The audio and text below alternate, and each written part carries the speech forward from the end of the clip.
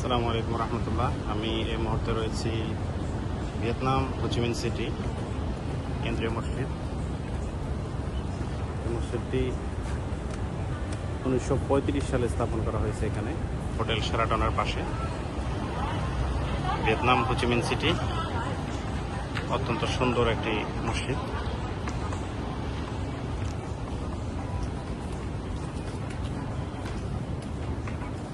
আগের থেকে বর্তমানে ভিয়েতনামে মুসলমানের সংখ্যা দিন দিন বাড়তেছে।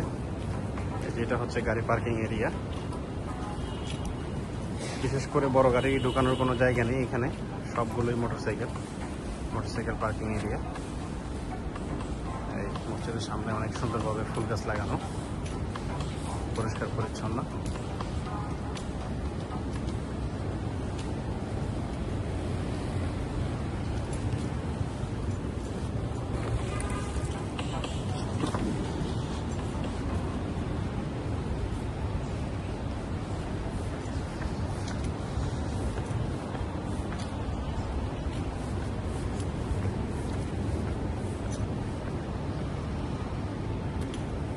এটা হচ্ছে অজুখানা।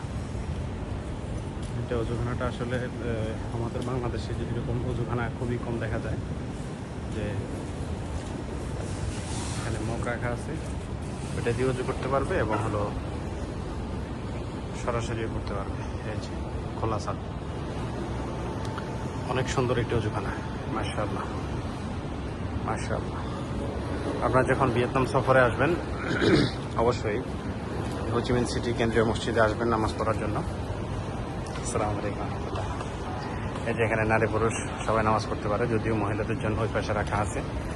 আর এই যে ভিতরের অংশ, এই যে মাশাআল্লাহ